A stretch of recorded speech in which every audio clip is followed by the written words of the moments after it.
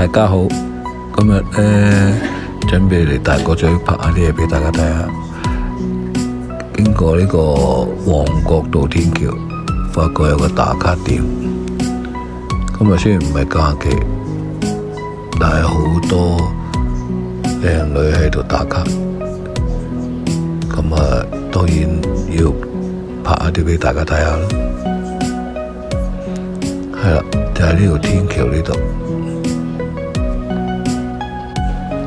成條天橋都係靚女咁滯，咁啊好多都攞咗呢條天橋嚟做打卡熱點，咁啊拍下啦，俾大家欣賞下。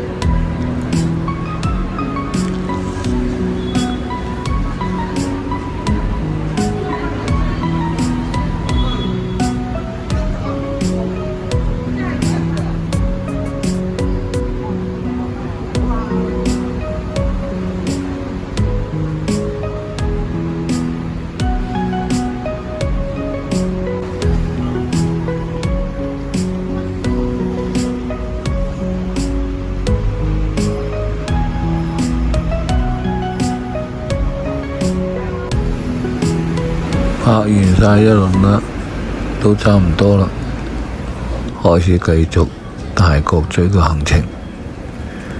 大角咀人口呢都唔少啊，大約係74,600幾人。係啊，係一個新舊區嘅交界。以前都 OK 㗎，喺1980年代工業嘅北移咁好多都搬走晒，就剩返一啲車房啊同埋五金，大約係咁啦。而家就變成一個舊區咁。交通方面就唔係話太方便，係啊，好多時都會冇車入嚟。不過人口都幾密集㗎。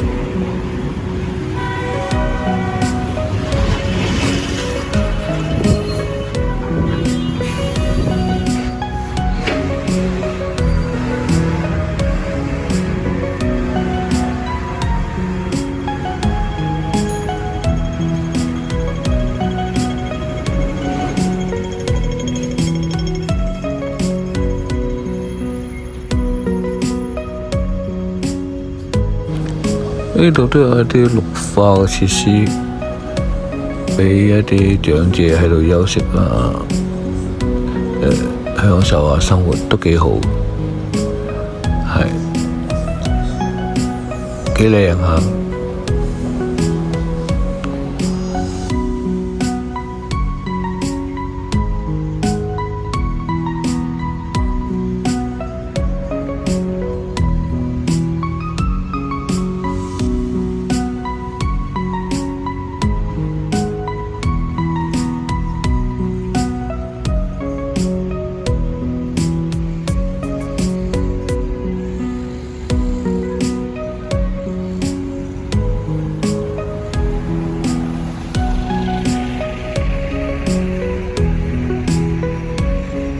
呢度係旺角道，一路直行過去都好多舊樓。一陣我會拍一啲比較舊嘅大街小巷俾大家睇下。不過喺未拍之前呢，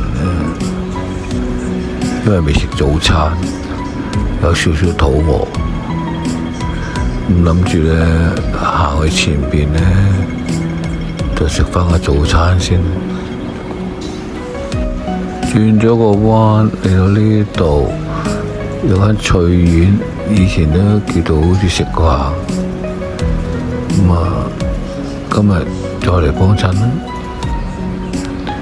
叫咗個叉燒麵，佢就有菠蘿油餸，就一個凍檸茶，好似係42蚊定係43蚊。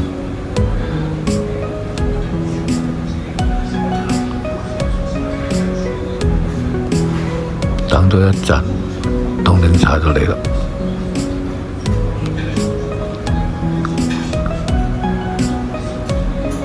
飲咗幾啖，覺得唔錯喎，反而係真係好即係好喎，係幾好。咁我再等埋個叉燒麵同埋菠蘿油先啦。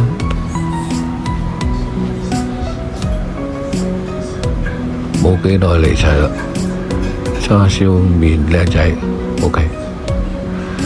個菠蘿油呢 OK 噶，同埋個牛油先誇張，有埋啲冰喺度咧，等啲牛油唔會咁快溶，唔係好似大快活咁樣，哇！俾你嗰個牛油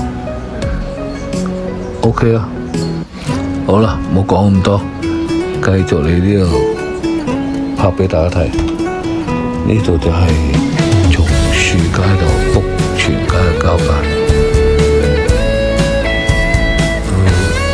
都係舊區咁嘅樣啦，好多啲咁樣嘅橫街窄巷，有啲地產，但係感覺都係舊式嘅，係啊，有啲蛋撻都係舊款嘅蛋撻。係轉過嚟呢度係好似係叫洋葱街，賣嘅嘢都係啲日常用品，但係都係舊，全部感覺係一啲80年代嘅感覺。係所有賣嘅嘢都係五金咯，刀啦，同埋啲日常用品。再轉過呢度直行過去先，睇下有啲乜嘢。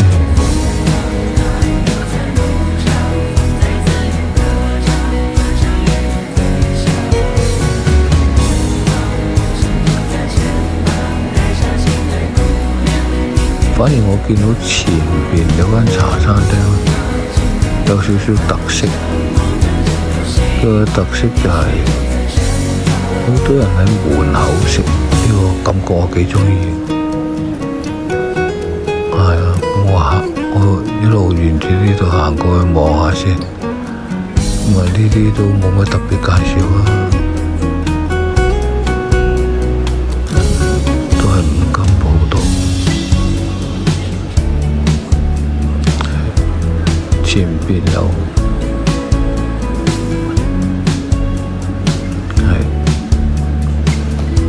我都會照應，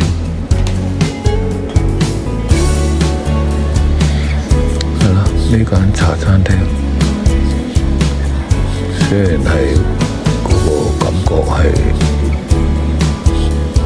復古，不過佢嗰啲位置擺晒喺出邊，幾好。呢啲咧感覺唔錯。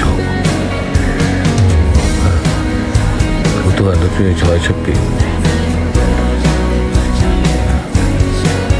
我都鍾意。返到呢度大致上都差唔多，角咀睇局先，多謝大家。